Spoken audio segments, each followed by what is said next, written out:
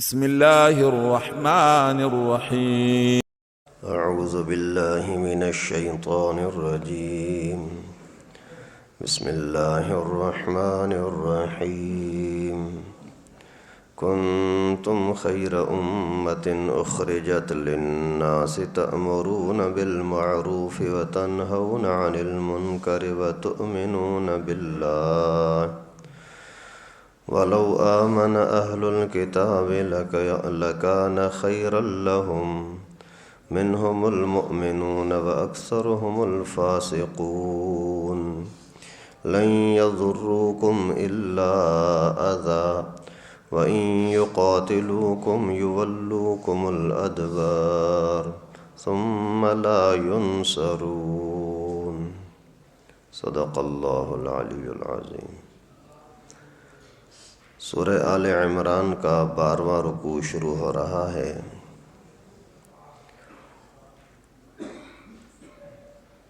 کچھ دن پہلے ایک درس آیا تھا، اس کے اندر اللہ رب العالمین کا یہ حکم تھا کہ وَلْتَكُن مِّنكُمْ أُمَّةٌ يَدْعُونَ إِلَى الْخَيْرِ.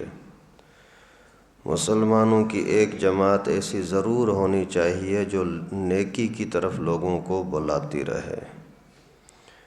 اسی ہی کی مناسبت سے یہ آیت کریمہ ہے جو میں نے ابھی آپ کے سامنے تلاوت کی. وہاں حکم تھا کہ ایک جماعت ایسی ہونی چاہیے، اور ابھی جو یہ آیت کریمہ میں نے آپ کے سامنے تلاوت کی، اس کے اندر اللہ رب العالمین نے اس امت کے سب امتوں سے زیادہ فضیلت ہونے والے ہونے کا سبب بھی یہی بتایا ہے کہ نیکی کی طرف بلاؤ. کنتم خیر امت، تم سب سے بہترین امت ہو. تم یہ امت سب سے بہترین امت ہو. اخرجت للناس، آپ نکالے گئے ہو، بھیجے گئے ہو لوگوں کی طرف. تأمرون بالمعروف، تمہارا کام یہ ہے کہ لوگوں کو نیکی کی طرف بلاتے رہو. وتنہون عن المنکر، اور برائی سے تم روکتے رہتے ہو، اسی وجہ سے تم اچھی امت ہو. وَتُؤْمِنُونَ بِاللَّهِ، اور اللہ کی ذات پر ایمان رکھتے ہو، اسی لیے تم اچھی امت ہو. یعنی اس آیت کریمہ میں واضح طور پر اللہ تعالیٰ نے فرمایا کہ سب امتوں میں فضیلت والی امت یہ امت ہے. سب نبیوں کے اندر سب سے زیادہ فضیلت والا رسول اللہ صلی اللہ علیہ وسلم. کسی نبی کی کوئی تنقیص یا کمی کرنے کی اجازت نہیں ہے کہ وہ مسلمان نہیں ہے، نعوذ باللہ، جیسے یہودیوں نے کیا، عیسائیوں نے کیا. لیکن سب سے بڑی فضیلت والا، سب کا امام، نبیوں کا بھی امام، وہ حضرت محمد مصطفیٰ صلی اللہ علیہ وسلم. حدیث مبارکہ میں آتا ہے قیامت کے دن جب تک رسول اللہ صلی اللہ علیہ وسلم جنت میں نہیں جائیں گے تب تک کوئی اور نبی جنت میں نہیں جا سکیں گے. اور جب تک کہ یہ امت حضرت محمد مصطفیٰ صلی اللہ علیہ وسلم کی امت جب تک جنت میں نہیں جائے گی تب تک کسی اور امت کو جنت میں جانے کی اجازت نہیں ہوگی. ابھی اتنا بڑا اعزاز اس امت کو ملا ہے، کیوں؟ اس لیے کہ اس امت کا کام وہی ہے جو نبیوں کا کام ہوتا ہے، انبیاء کرام علیہم السلام کا کام ہوتا ہے. پہلے زمانے کے اندر خود اللہ کے نبی، اللہ کے رسول دین کا کام کرتے تھے، دعوت کا کام بھی خود کرتے، تبلیغ کا کام بھی خود کرتے، جہاد کا کام بھی خود کرتے. اگر اسلامی حکومت ہے تو سیاست بھی اللہ کا نبی خود کرتا. حضرت سلیمان علیہ السلام کی خود حکومت بنی، حضرت داؤد علیہ السلام کی حکومت بنی، حضرت یوسف علیہ السلام کی حکومت بنی. وہ خود اللہ کے نبی سارے کام خود ہی کرتے تھے، کمانڈر ہر کام کے وہی ہوتے تھے. اور اگر کوئی قافلہ، مثلا طالوت کا جہاد کے لیے قافلہ گیا تھا جالوت کے ساتھ لڑنے کے لیے، تو بھی خاص اللہ تعالیٰ کے نبی نے اس کو نمائندہ بنا کر کے بھیجا تھا. وہ نبی کی موجودگی میں، اللہ کے رسول کی موجودگی کے اندر وہ حکم کے ساتھ چلا گیا تھا. اور اس امت کی خصوصیت یہ ہے کہ 1400 سال پہلے اللہ کے رسول صلی اللہ علیہ وسلم اللہ تعالیٰ کے پاس تشریف لے جا چکے ہیں، لیکن اس کے باوجود سارے پیغمبر کریم والے کام جہاد کی صورت میں ہو، عدالت کی صورت میں ہو، امامت کی صورت میں ہو، تبلیغ کی صورت میں ہو، دنیا کے ہر پہلو پر دیکھو جو کام رسول اللہ صلی اللہ علیہ وسلم نے کیا وہ سارا کام امت نے سنبھالا۔ اسی وجہ سے ایک حدیث شریف میں بھی آتا ہے کہ علماء و امتی کا انبیاء بنی اسرائیل، میرے امت کے نبی، میرے امت کے مولوی بنی اسرائیل کے نبیوں کی طرح ہیں۔ میرے امت کے مولوی بنی اسرائیل کے انبیاء کرام علیہ السلام کی طرح ہیں۔ جیسے نبی علیہ السلام کی موجودگی کے اندر نبی پاک سے جدا ہو کر کٹ کر زندگی گزارنا قبول نہیں، اسی طرح سے اس امت والوں کے لیے مولویوں سے کٹ کر کے زندگی گزارنا جائز نہیں۔ جیسے وقت کے نبی کی موجودگی میں اس کے خلاف باتیں کرنا اپنی گمراہی اور دنیا اور آخرت کی بربادی ہے، اسی طرح سے اس امت کے اندر علماء کے خلاف باتیں کرنا اپنی دنیا اور آخرت کی بربادی ہے۔ اور جس طریقے سے اس زمانے کے اندر ہر علاقے کے لیے، ہر قوم کے لیے الگ الگ نبی ہوا کرتے تھے، اسی طرح اس امت کے لیے اللہ تعالیٰ نے ہر علاقے کے لیے، ہر قوم کے لیے الگ الگ مولویوں کا انتظام کیا ہے۔ یہاں تک کہ علماء نے لکھا ہے کہ اگر کوئی بستی ایسی ہے جس بستی کے اندر، جس علاقے کے اندر کوئی مولوی نہیں ہے تو وہ بستی اللہ کی رحمت سے محروم ہوتی ہے۔ یہ اپنے تجربے کے ساتھ بھی دیکھو، اگر آپ کے علاقے کے اندر گاڑی پنچر والا نہ ہو تو بھی پریشانی، آٹا چکی والا نہ ہو تو بھی پریشانی، کپڑے کی دکان والا نہ ہو تو بھی پریشانی، یعنی دنیا کی چھوٹی موٹی چیزیں ہیں ان کا بھی اگر بنانے چلانے والا نہیں ہے تو پریشانی ہوتی ہے۔ تو جس دین کی وجہ سے انسان اللہ رب العالمین کے ساتھ مل سکتا ہے، جس دین کے ذریعے سے آدمی جنت کا راستہ سمجھ سکتا ہے، جس دین کی وجہ سے آدمی آگ جیسے عذاب سے، تباہی سے بچ سکتا ہے، وہ اگر سمجھانے والا نہ ہو تو اس سے بڑی زیادتی اپنے ساتھ اور کیا ہوگی۔ اور اچھے خاصے لوگ مولویوں سے بہت بھاگتے ہیں، علماء سے بہت سارے لوگ بھاگتے ہیں۔ کیوں بھاگتے ہیں؟ کہ وہ بولے گا کہ یہ بھی نہ کرو، یہ بھی نہ کرو، یہ ناجائز، یہ ناجائز، بولیں کہ مولوی ہو ہی نہ، تاکہ ہم اپنی مرضی چلاتے رہیں۔ اور یہ اللہ رب العالمین نے اعزاز بخشا اس امت کے لیے کہ یہ امت عظمت والی ہے۔ کیوں؟ اخرجت للناس، یہ اپنے پیٹ پالنے کے پیچھے نہیں، دوسروں کی فکر میں ہوتی ہے۔ اس امت کی خاصیت ہے اپنا پیٹ کی فکر نہیں، دوسروں کی فکر کرو کہ ان کی دنیا کا کیا ہوگا، ان کی آخرت کا کیا ہوگا۔ حضرت محمد بن قاسم رحمہ اللہ یہاں تشریف لائے تھے، کیوں؟ دنیا کی فکر ہوئی کہ یہ سندھ کے ڈاکو نے، راجہ داہر کے ڈاکو نے ایک عورت کی عزت پر حملہ کیا ہے، کیوں؟ ان کو لوٹا ہے، کیوں؟ یعنی اس مسلمان کا کام یہ ہے کہ لوگوں کی دنیا بھی بچاؤ، آخرت تو بچانی ہے ہی، لیکن دنیا کی بھی فکر کرو کہ کوئی بندہ کسی پر ظلم کر رہا ہے، کیوں؟ حضرت عمر فاروق رضی اللہ تعالیٰ عنہ کے زمانے کو دیکھو، خود پیغمبر کریم کے زمانے کو دیکھو کہ جہاں کہیں بھی کوئی ناانصافی ہو رہی ہے، حضرت عمر کا فرمان ہے، اگر دریائے دجلہ کے کنارے پر کوئی کتا بھوکا مرے تو بھی عمر سے حساب کتاب ہوگا۔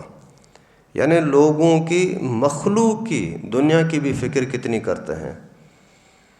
دریائے نیل کے بارے میں پتہ لگا کہ جب تک اسی کے اندر ایک کنواری خوبصورت حسین لڑکی حسین زیورات کے ساتھ اسی دریا کے اندر پھینکتے نہیں ہیں، ڈالتے نہیں ہیں، تب تک دریا میں پانی نہیں آتا۔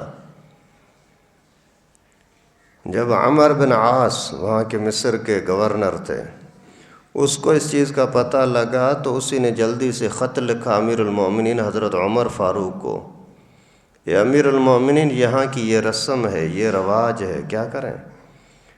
جلدی سے جیسے حضرت عمر فاروق کو پتہ لگا تو اسی ٹائم پر خط لکھنے لگے۔ لوگ حیران ہوئے کہ کس کو خط لکھ رہے ہیں؟ گورنر کو خط لکھ رہے ہیں، وہاں کے کسی اور کو خط لکھ رہے ہیں کیا؟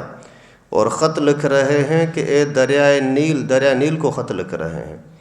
امیر المومنین عمر کی طرف سے خط ہے، دریا کے نام پر خط ہے، اگر تو اللہ کے حکم سے چلتا ہے تو چل، اگر اللہ کے حکم سے نہیں چلتا، کسی شرک کے عقیدے پر چلتا ہے تو تیری کوئی ضرورت نہیں ہے۔ علماء نے لکھا ہے کہ وہ خط جا کر کے جیسے ہی اسی دریا کے اندر ڈالا، اس وقت فوری طور پر پانی شروع ہو گیا، اور آج 1400 سال گزر گئے، آج تک وہ پانی سوکھا نہیں ہے کبھی بھی۔ یعنی اس امت کو اپنی فکر کم، دوسروں کی فکر زیادہ کرنی ہے۔ کیا ہمارے اندر بھی یہ خاصیت ہے؟ کیا ہم بھی یہ فکر کرتے ہیں کہ میرا بھائی جہنم کی طرف تو نہیں جا رہا، میرا بھائی اپنے آخرت کے یا دنیا کے نقصان کی طرف تو نہیں جا رہا، میرا بیٹا جہنم کی طرف تو نہیں جا رہا، میرا پڑوسی مسجد سے محروم تو نہیں ہے، روزے نماز سے محروم تو نہیں ہے، میرے گھر کے سامنے والوں کے گھر میں کھانے کے لیے کچھ ہے یا نہیں ہے؟ اللہ کے نبی نے فرمایا کہ جب تم اپنے گھر کے لیے کھانا بناتے ہو تو اسی کے اندر شوربہ زیادہ کر دو، جو اپنے بچوں کو کھلاتے ہو پڑوسیوں کو بھی کھلاؤ۔ کیا ہمارے اندر یہ صفت ہے؟ اگر ہے تو واقعی آپ اس امت کے کہلانے کے حقدار ہیں۔ اگر یہ عادت، یہ صفت، خاصیت ہمارے اندر نہیں ہے تو پھر زبانی باتیں کرنے سے آدمی جنتی نہیں بنتا، کچھ کام بھی کرنا ہوگا۔ اخرجت للناس، اللہ تعالیٰ فرما دیں تم بہترین امت ہو اس لیے کہ لوگوں کے لیے کام کرنے کے لیے نکل آئے ہو۔ تأمرون بالمعروف وتنہون عن المنکر وتؤمنون باللہ، یہ تینوں چیزیں آپ کے اندر ہونا ضروری ہے۔ لوگوں کو نیکی کا حکم کرتے رہو، برائی سے روکتے رہو، اور دل کے اندر اللہ کی ذات پر ایمان بھی ہو، دل میں ایمان بھی ہو، لوگوں کو دین کی دعوت بھی دو، برائی سے بھی روکو اپنی طاقت کے مطابق۔ جتنی طاقت ہے اتنا کرنا لازم ہے۔ آپ اگر دیکھتے ہو کہ آپ کے گھر کے سامنے کوئی چرس بیچ رہا ہے، آپ کے بل لازم ہے کہ اسی کو روکو اپنی طاقت کے مطابق جتنی بھی طاقت ہے۔ اور اگر کوئی بھی گناہ کا کام ہو رہا ہے، آپ کے اوپر لازم ہے کہ اس کو روکو۔ زبردستی روک سکتے ہو زبردستی روکو، کسی دوست کا دباؤ ڈالوا سکتے ہو وہ ڈالو، کسی بھی طرح سے آپ اسی کو روکنے کی کوشش کرو۔ اگر زبردستی نہیں کر سکتے زبان سے تو روکو، اگر یہ بھی نہیں کر سکتے تو دل میں تو برا خیال کرو کہ یہ برا ہو رہا ہے، ایسا نہیں ہونا چاہیے۔ اپنی حیثیت کے مطابق آپ کے اوپر اس برائی کو روکنا لازم ہوگا۔ اور علماء نے لکھا ہے کہ زبردستی کا حکم عام لوگوں کے لیے یہ حکومت کا ہوتا ہے۔ اگر حکومت کہیں بھی دیکھ رہی ہے ناجائز کام ہو رہا ہے تو حکومت کے اوپر فرض ہے کہ اس ناجائز کو روکے، اور اپنے مفاد کے لیے کرتے بھی ہیں۔ مثال کے طور پر اگر مسجد کہیں بن رہی ہوتی ہے نا، اور کسی غیر کے پلاٹ کے اندر، تو زبردستی پہنچ جائے گی حکومت، خبردار آپ مسجد کیوں بنا رہے ہو، کیونکہ یہ ان کے قانون کے حساب سے وہاں بنانے کی اجازت نہیں ہے تو زبردستی روکتے ہیں۔ اور شراب کے بیچنا جائز نہیں ہے تو اس کو نہیں روکتے، چرس کا اڈا چل رہا ہے اس کو نہیں روکتے، سینمائیں بن رہی ہیں اس کو نہیں روکتے۔ یعنی جن چیزوں کو روکنے کا اللہ نے، اللہ کے رسول نے حکم دیا ان کو نہیں روکتے، اور جن چیزوں کو اللہ اور اللہ کے رسول نے بنانے کا حکم دیا، کرنے کا حکم دیا، اس کو روکتے ہیں۔ حضرت علی رضی اللہ تعالیٰ عنہ 9-10 سال کی عمر کے اندر مسلمان ہوئے تھے، آج کے حکومتوں نے یہ فیصلہ کیا ہے کہ 18 سال سے پہلے اگر کوئی مسلمان ہوتا ہے تو اس کا اسلام قبول نہیں ہے۔ لعنت ہو۔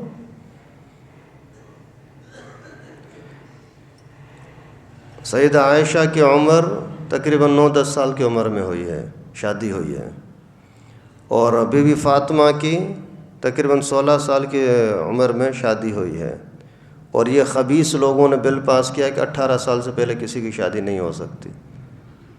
اگر کسی نے شادی کی، لڑکا بھی جیل میں، لڑکی بھی جیل میں، امام صاحب جس نے نکاح پڑھایا وہ بھی جیل میں۔ اب اس سے بڑی یار اسلام کے ساتھ دشمنی کوئی ہوتی ہے؟ جب لڑکی راضی ہے، لڑکا راضی ہے، ماں باپ راضی ہیں، وکیل وارث راضی ہے، امام راضی ہے، تم کون ہوتے ہو؟ پھر بولتے ہو کہ ہم آزاد ہیں۔ کس منہ سے یہ کہتے ہیں کہ آزاد ہیں؟ اس سے بڑی غلامی اور کیا ہوتی ہے؟ ابھی فلسطین کے اندر اتنا بڑا ظلم ہو رہا ہے، کسی مسلمان بے غیرت کو اتنی غیرت آتی ہے جو بولے، حکمران بولے کہ یہ روکو، یہ ایٹم بم کس لیے رکھا ہوا ہے؟ کس کام کا ہے آخر ایٹم بم؟ یہ میزائل کس کام کے ہیں؟ ڈاکٹر عبد القدیر نے اس وقت کا جو فوجی سربراہ تھا مشرف، اس کو بولا کہ میں غوری میزائل کا کچھ یعنی حد دور تک کرنا چاہتا ہوں، ابھی اس کی حد تھوڑی کم ہے، اس کو بڑھانا چاہتا ہوں۔ بولا ابھی کتنی ہے؟ بولا 1500 سے 2000 کلومیٹر۔ کتنا کرنا چاہ رہا ہے؟ 4 سے 5000 کلومیٹر۔ تو فوری طور پر پاکستان کا، اسلامی حکومت کا، ایٹمی ملک کے سربراہ کی طرف سے فوج کا سربراہ کہتا ہے اچھا تو یہ اسرائیل کو نشانہ بنانا چاہ رہا ہے۔ تو بولا کہ خبردار اگر تو نے اس طرح کی آئندہ کبھی بات کی ہے، فوجی مسلم ملک کا سربراہ وہ اپنے ایک کارکن کو کہہ رہا ہے، اپنے ملک کے خیر خواہ کو بول رہا ہے خبردار اس طرح کی بات کی ہے، ہمارا نشانہ تو انڈیا ہے، ہمارا نشانہ یہودی تھوڑی ہے، ان کے خلاف تو کیوں سوچتا ہے؟ اور اسی دن سے اس بیچارے کے لیے پریشانیاں شروع کر دیں، آخر جیل میں ڈالا، مرتے دم تک اسی کو جیل سے باہر نہیں نکلنے دیا۔ ملک کے ساتھ یعنی دشمنی دیکھیں ہمارے فوجی سربراہوں کی، ہمارے عدالت والوں کی۔ تو اللہ رب العالمین فرماتے ہیں تمہارے پر لازم ہے کہ نیکی کا حکم کرو، برائی سے روکو۔ ہمارے مسلم حکمران برائی کو پھیلاتے ہیں، نیکی کو روکتے ہیں۔ اس سے بڑی اسلام کے ساتھ دشمنی اور کیا ہوتی ہے؟ افغانستان کل آزاد ہوا ہے، لیکن اللہ کے فضل سے کتنی ترقی کر رہا ہے۔ 500 سے زیادہ 500 کلومیٹر سے زیادہ ابھی ریل کی پٹڑی بنا دی ہے، پتہ نہیں کتنے سینکڑوں میلوں کی اور کلومیٹروں کی یہ نہریں بنا دی ہیں۔ کتنا آسان ترین انہوں نے انصاف کر دیا۔ موبائل چور ملا، اسی ٹائم پر پکڑ کر کے چوراہے پر لے آئے، بھائی اس نے چوری کی، ابھی اسی کا ہاتھ کاٹیں گے۔ ابھی سارے لوگ اکٹھے ہو گئے، جیسے ہی وہاں سارے اکٹھے ہوئے اعلان ہوا کہ ابھی ہاتھ کاٹا جائے گا۔ ابھی اسی نے جس کی چوری کی تھی اس کے سامنے ہاتھ جوڑے کہ خدا کے واسطے مجھے معاف کر دو، آئندہ میں توبہ کرتا ہوں۔ تو اسی ٹائم پر جب مالک نے معاف کر دیا تو انہوں نے بھی معاف کر دیا، ہاتھ نہیں کاٹا۔ اور ان کو پتہ ہے کہ اگر یہ مالک معاف نہیں کرتا تو ابھی اس کی یعنی ہاتھ کاٹا جائے گا۔ کوئی اگر زانی پکڑا جاتا ہے کھلم کھلا اس کو سزا دے دو، پورے ملک سے زنا ختم۔ کوئی کرپشن پکڑی گئی فوری طور پر اس کو پکڑو۔ تو اللہ تعالیٰ کا حکم ہے، اعلان ہے کہ اس امت کی فضیلت ہے، اس شرط پر فضیلت ہے کہ برائی سے روکیں۔ اگر برائی کو پھیلائیں گے تو اس بندے سے بدترین کوئی نہیں ہوگا۔ وَلَوْ آمَنَ أَهْلُ الْكِتَابِ لَكَانَ خَيْرًا لَهُمْ۔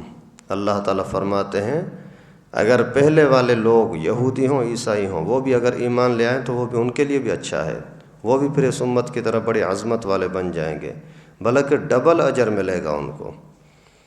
یہودی تھے تو یہودیت کے مذہب پر چلنے کا بھی ثواب، مسلمان ہو گئے تو پیغمبر کریم صلی اللہ علیہ وسلم کے مذہب پر چلنے کا بھی ثواب، ڈبل ثواب۔ منہم المؤمنون واکثرہم الفاسقون، پہلے والے یہودی اور عیسائی جو تھے ان میں سے کچھ لوگ تو مومن بن گئے، پیغمبر کریم پر ایمان لے آئے، لیکن زیادہ تر ایمان نہیں لے آتے۔ اگر نہیں لے آتے تو آپ ان سے ڈرو نہیں، لن یضروکم الا اذی، آپ کو کچھ نقصان نہیں دے سکتے، ہاں منہ کی باتیں تو کرتے رہیں گے۔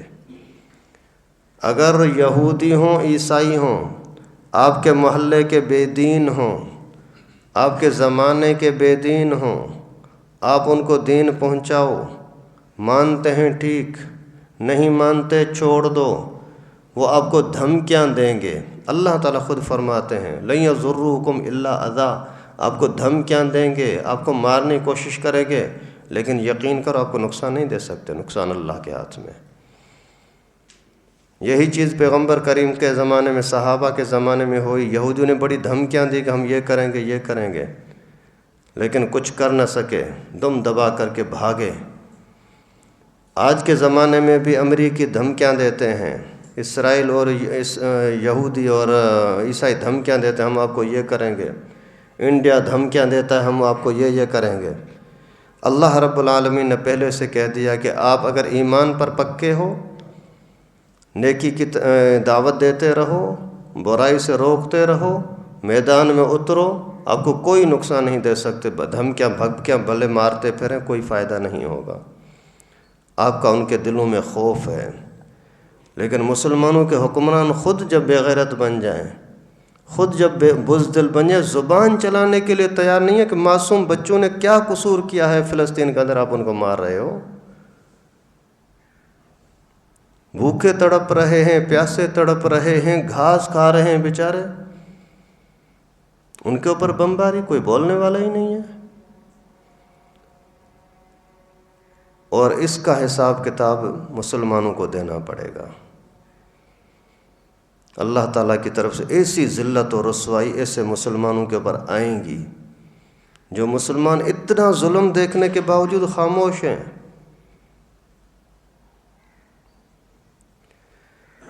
اللہ تعالیٰ فرماتے ہیں لن یضروکم الا اذی، آپ کو کوئی نقصان نہیں دے سکتے، باتیں کرتے رہیں گے، ہم یہ کریں گے وہ کریں گے۔ جب حضرت مولانا فضل الرحمان صاحب وہاں فلسطین گئے تھے ان کا ساتھ دینے کے لیے، تو دوسرے دن اسرائیل کے وزیر نے باقاعدہ اعلان کیا تھا کہ جو لوگ فلسطینیوں کا ساتھ دیتے ہیں، ان کی حمایت کرتے ہیں، ان کو دنیا سے ختم کر دیا جائے۔ بدماشی دیکھو، درندے۔ اور پھر ان کی چمچہ گیری کے اندر ہمارے پاکستانی اداروں نے مولانا کو الیکشن کے اندر کیسے دیوار سے لگانے کی کوشش کی کہ یہ ان کا ساتھ کیوں دے رہا ہے۔ یعنی ان کی چاپلوسی چمچہ گیری کے اندر اسلام کے دشمنوں نے مسلمانوں کا کیسے راستہ روکنے کی کوشش کی۔ وَإِن يُقَاتِلُوكُمْ يُوَلُّوكُمُ الْأَدْبَارَ، اللہ تعالیٰ فرماتے ہیں اگر تمہارے اس کے ساتھ لڑائی ہو گئی، بھاگ جائیں گے پیٹھ پھیر کر کے۔ کفر کے اندر یہ طاقت نہیں ہے کہ اسلام کا مقابلہ کرے۔ ہم بچپن سے سنتے آ رہے ہیں کہ انڈیا والوں کے دل میں کلمہ نہیں ہے اور اسلام نہیں ہے، اس وجہ سے ان کے اندر جرت ہی نہیں ہے۔ ویسے اسکولوں کے اندر پڑھاتے ہیں کہ انڈیا کفر، یہ اسلام کا مقابلہ نہیں کر سکتا، تو یہودی کون سا مسلمان ہے، عیسائی کون سے مسلمان ہے؟ مقابلے میں آؤ۔ اگر ادھر سے کوئی ذرا سی شرارت ہوتی ہے تو یہاں سے تم دھمکیاں دیتے ہو کہ ہم انڈیا کو نہیں چھوڑیں گے، تو ان کو کیوں نہیں دھمکی دیتے ہو؟ ثم لا ینصرون، اللہ تعالیٰ فرماتے ہیں اگر لڑائی ہو گئی تو وہ بھاگیں گے، ان کا مددگار بھی کوئی نہیں ہوگا۔ آپ میدان میں آؤ تو صحیح، تم مسلمان بنو تو صحیح، تم جہاد کا اعلان کرو تو صحیح، لیکن اگر خود جیسے ہمیں طاقت نہ ہو نہ کریں، اللہ تعالیٰ غیب سے مدد کریں گے۔ طاقت ہو اور نہ کریں تو اس سے بڑی اسلام کے ساتھ غداری اور کیا ہوگی۔ عبد المطلب کو طاقت نہیں تھی کہ کعبۃ اللہ کی حفاظت کر سکے، سامنے ابرہ بادشاہ والے بڑے طاقتور تھے، جا کر کے کعبۃ اللہ کے غلاف کو پکڑ کر کے اللہ سے دعا کی، اللہ میں کچھ نہیں کر سکتا، اپنی طرف سے غیبی مدد فرما۔ اللہ تعالیٰ نے غیبی مدد کی، ساری کی ساری طاقت ان کی ڈوب گئی۔ چھوٹے سے پرندوں کے ذریعے سے اللہ تعالیٰ نے ان کو توڑا، اوپر سے گولیاں برسائیں، بمباری کی، پرندہ چونچ کا پتھر یہ کیا کر سکتا ہے؟ اوپر سے یہاں لگا، پورے یہاں سے لے کر کے نیچے تک کراس ہوا، جس ہاتھی پر بیٹھا ہوا ہے وہ بندہ کافر، اسی ہاتھی کے اوپر سے لگا، نیچے سے نکل کر کے زمین کے اندر چلا گیا۔ اتنی تیز رفتار کوئی گولی ہوتی ہے؟ تو اللہ رب العالمین مدد کر سکتے ہیں، لیکن ہماری آزمائش ہے تم کتنے پانی میں ہو، تم مسلمانوں کے ساتھ کتنے سچے ہو۔ تمہارے بچے کو اگر کوئی اٹھا کر کے ذبح کرے تو خاموش رہو گے؟ تو پھر یہاں مسلمان معصوم بچوں کے اوپر کیوں، عورتوں کے اوپر کیا ظلم ہو رہا ہے، کیوں تم خاموش ہو؟ تو اللہ رب العالمین اس طرح کی باتیں قرآن پاک میں آج سے 1400 سال پہلے بتا دیں۔ کفر تمہیں باتیں کرے گا، دھمکیاں دے گا، ان کے دھمکیوں میں نہ آؤ، میدان کے اندر آ جاؤ، بھاگنا ان کے یعنی مقدر ہوگا، اور فتح آپ کے مقدر ہو، یقین ہوگی۔ اللہ تعالیٰ سے دعا ہے کہ اللہ پاک ہم سب کو اسلام کو سمجھنے کی توفیق نصیب فرمائے۔ ہمارے اوپر جو اسلام کے دشمن مسلط ہیں، برائیوں کو پھیلانے والے، نیکیوں کو روکنے والے، اللہ تعالیٰ ان ظالموں کو تباہ و برباد کرے۔ اللہ تعالیٰ فلسطین اور غزہ اور بیت المقدس کے دشمنوں کو، یہودی ہوں، عیسائی ہوں یا مسلمان ہوں، اللہ تعالیٰ ان ظالموں کو تباہ و برباد کرے۔ وآخر دعوانا ان الحمد للہ رب العالمین۔